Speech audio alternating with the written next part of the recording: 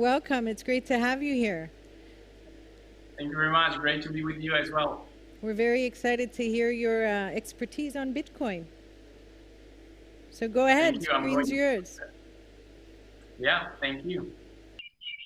So imagine that you are living in 81 in a small island called Yap, and your ancestors on this island are using really special currency for trading. This is a currency called rice stones. And they are the stones in a size of from 3 centimeters up to a size of diameter of 4 meters. And the largest stones are weighing more than 4 tons. And since these large stones are not moving, when the transaction is happening, the whole tribe gathers in the village, and the owner of the stone is selling to the whole tribe to whom he is transferring his possession, his stone. So the stone is keeping the same place, but it's just changing the owner.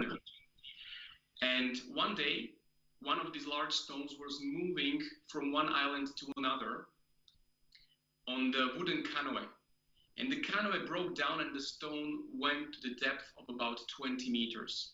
And what is really interesting that this stone was used for another 10 years as a currency because the whole tribe knew that the stone was down there under the water and was not moved by anyone.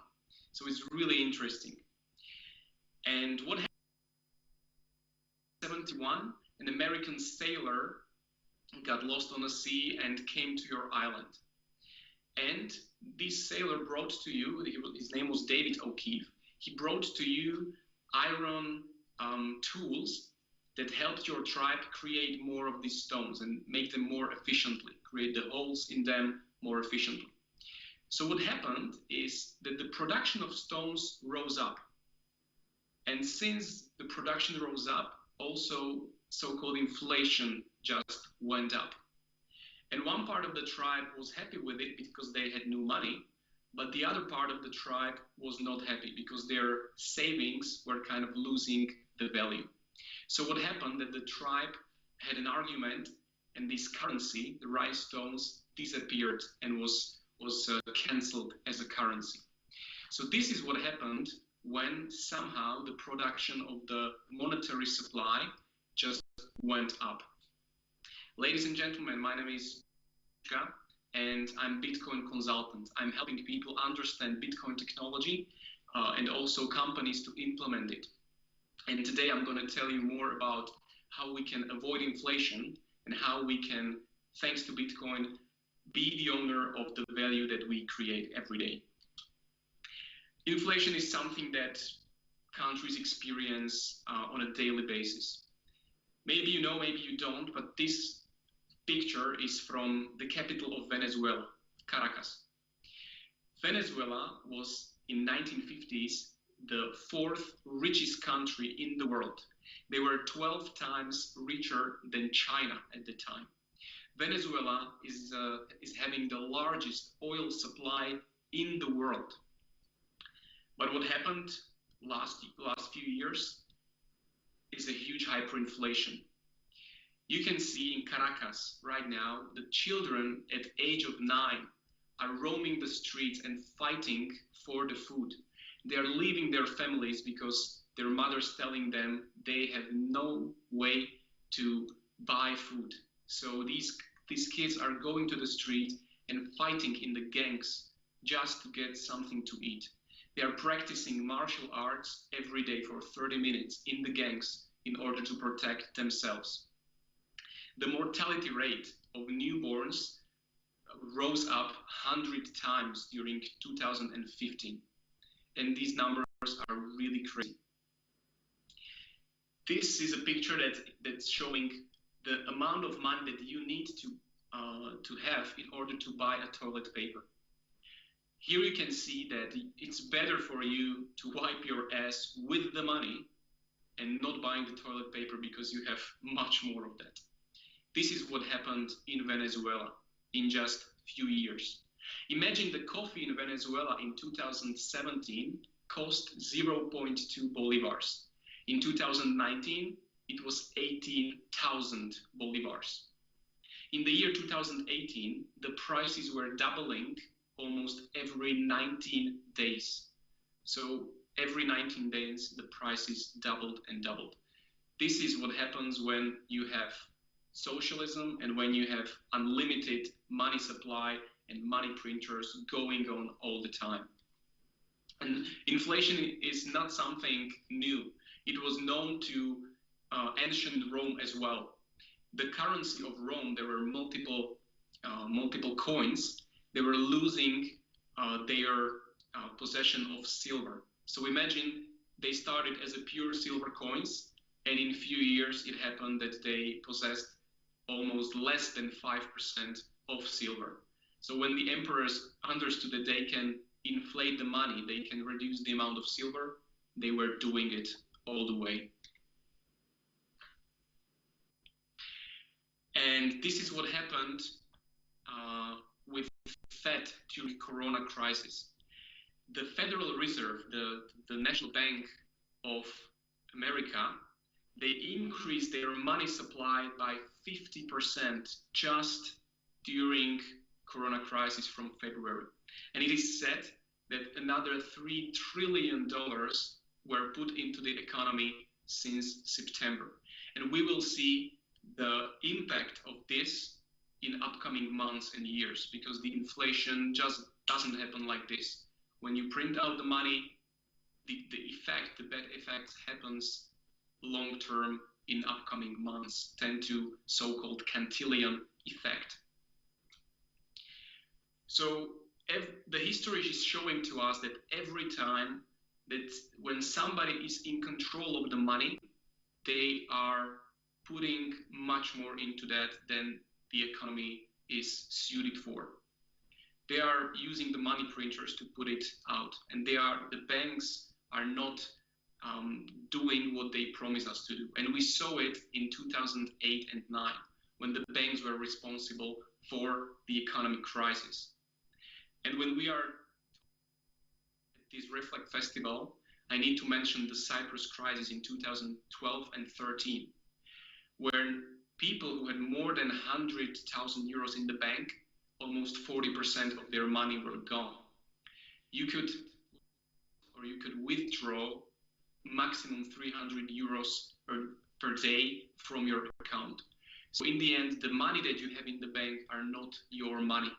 You are not getting them when something bad happens.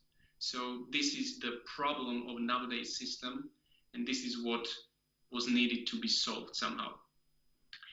In 1980s, there was a group of people that decided to change this, and they were called the cypherpunks. They were mathematicians, engineers, IT developers, and people who were dealing with cryptography as the science behind ciphers and internet safety.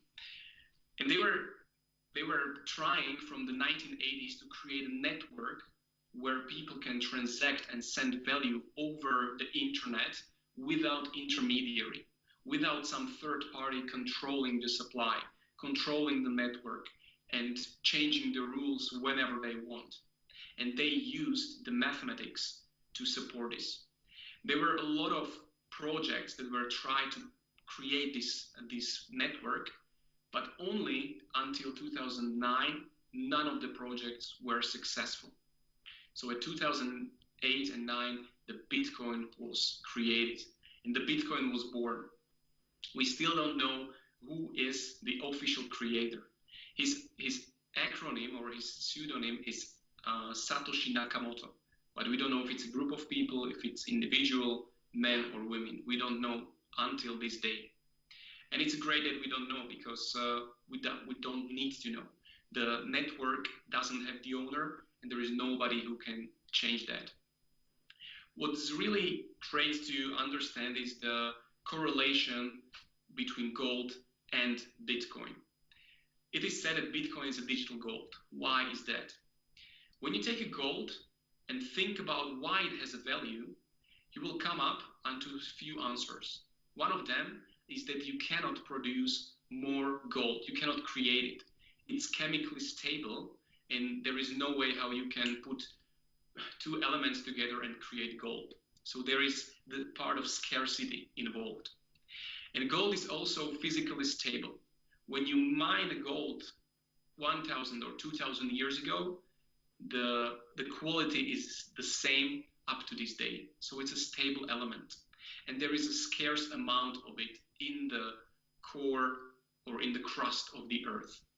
And the same values, the same features applies for Bitcoin. Bitcoin is limited in supply. There will never be more than 21 million Bitcoins. And nobody can create more in the lifetime of our universe, let's say. What Bitcoin solved is pretty interesting property of the data. You can really easily copy zeros and ones and create new data. For example, if you take a picture and create a copy of the same picture, they are identical, right? So there is really a hard way, or there is almost no way how you can protect data from copying and pasting. And when you want to have a digital currency, internet native currency, you need to solve the problem, because otherwise anybody could copy paste Bitcoin and create infinite amount of them. So this was a thing that needed to be solved, and Bitcoin solved it as a first project in the world.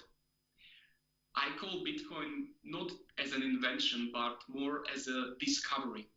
And for me, it's a discovery of a digital scarcity. And as it is said, the discoveries can be made only once. There are thousands of people flying and going to America every day, but it doesn't make them Christopher Columbus. It was only one who discovered America. So there is only one discovery of digital scarcity, and it is Bitcoin. Many people say that if Satoshi Nakamoto created it, he can destroy it, he can put out money out of it, he can switch it off. But basically it's impossible. The whole software is not run by anybody. It doesn't have institution, it doesn't have some company that owns it, it doesn't have a manager, call center, nobody is behind it. It's purely based on mathematics. And somebody or me, when I was introduced to Bitcoin, I was asking, so how is it possible that Satoshi Nakamoto cannot switch it off? Imagine the same applies for this Pythagoras theorem. Imagine somebody comes to you and telling you that, well, I don't believe this Pythagoras guy. He just created this sentence, a squared plus b squared equals c squared, but there might be something behind it. It might not work, and so on. And you would look at him like, hey man, what's going on? So you can verify it. It's mathematics. You can verify if it's working or not. And the same applies for Bitcoin. It's an open source software. You can read the whole code, and you can see that there is no backdoor. There is no way how somebody can steal your money, how somebody can destroy the network as an individual. It's also a peer-to-peer currency, which means that there is no central server. The projects that failed before were centralized, were on a server, and the government came, switched it off. This doesn't apply for Bitcoin. Bitcoin is a software that's distributed over the internet into hundreds of thousands of computers. If you would like to destroy this network, you would need to destroy all the computers in the network, and you would need to also put down some satellites, because some of the Bitcoin software is already in the satellites above our heads. This is a really breakthrough architecture of the network. You cannot stop it. In the end, Bitcoin is like a ledger of transaction. The same as it was with the rhinestones, as I mentioned in the beginning. So in the end, you are not moving Bitcoins through the network. You are just telling who owns which part of Bitcoins. You are changing the ownership of the Bitcoins, right? So this is really interesting property, and it's kind of counterintuitive when you firstly think about it. So that's why you need to dig deeper to understand it much, much better. somebody is asking me like, okay, so if I own the Bitcoin, what actually do I own? You're owning a private key. And this private key is a number that's as large as 10 to the power of 77. So it's a 77-digit number. That's how big is the private key. And how many of these private keys are possible? The number of private keys in Bitcoin is almost equal to the number of atoms in the visible universe. That's the size of possible combinations. So if somebody would like to guess your private key to your Bitcoin address, it's almost physically impossible to guess it. It's like picking the one exact atom in the universe out of all the atoms that there are in the universe. This is the security behind Bitcoin. And since you are the only owner of this key, you can actually come up with your own key.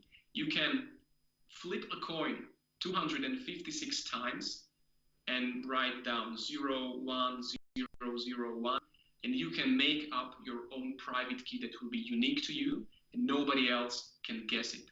So you are becoming your own bank. You are the only one who can move the Bitcoin from your address to somebody else in the world. This is the really, really huge, powerful thing. Nobody can seize your money. Nobody can censor the transaction that you are doing. In 1995, there was about 0.4% people using internet.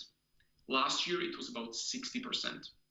And I can see the same thing applies for Bitcoin. Last year, it was also about 0.4% of population. And this trend is expanding. Why? Because people want to be the owners, the only owners of their own money, of their own wealth. They don't want the same thing happens to them than it was in Cyprus, that happened in Venezuela, in Weimar Republic, and in many countries, in Lebanon recently. People want to save money and keep the value they create. They want the store of value. And out of all the things that are available right now to us in the world, the mathematics behind Bitcoin shows us that at this moment is one of the best, and I believe it's the best store of value that is right now for us. And the same applies for many companies. I don't know if you know the company MicroStrategy. This company is one of the leaders in the world in business analysis. It's a publicly traded company, and the capitalization is about $1.5 billion.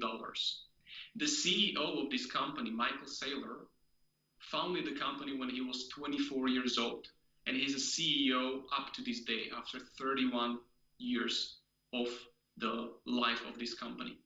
And why I'm mentioning it? Because a few weeks ago, they announced that they are putting the reserve that they had in the bank, and the reserve was $500 million, that they are putting all of it into Bitcoin. So right now, up to this day, they bought the Bitcoin for $425 million, and they are having it as a reserve currency for their own company. When people asked Michael why he did it, he said, I was researching all the assets. I was researching real estate. I was researching stocks, various other currencies. And I realized that the best way how I can protect the money of my company in the long run is through Bitcoin. And there are more companies understanding this because they don't want to be victim of the inflation. You cannot change the money that are created. You cannot influence it. So you can protect yourself by putting some amount of your wealth into Bitcoin. I believe that Bitcoin is a peaceful revolution. For everybody who wants to take control of the money, you don't need to go outside to protest. You don't need to be elected as a governor of a central bank or as a prime minister. You can just save your value that you create in the Bitcoin. And it's a peaceful revolution to the system of central authority having control over money. This is how you can protect yourself. So ladies and gentlemen, what I encourage you to do is to educate yourself. That's the best investment that you can do at this very moment. Read a lot of articles, watch a lot of videos, get information as much as you can, because Bitcoin is a technology that is invented and will not be uninvented. It will stay with us, just as the internet. And the best thing you can do right now is to educate yourself. So I encourage you to do it, and fingers crossed on your Bitcoin journey, because it really is a tool for freedom, and we can conquer this chaos that is around us with technology and with mathematics. This is the beauty behind it. Thank you very much for your time, and if you have any questions, feel free to contact me on LinkedIn, Twitter, or Facebook, and I would like to give you tips. I would like to send you articles and books for reading, and I'll be happy to answer your questions. Thank you very much.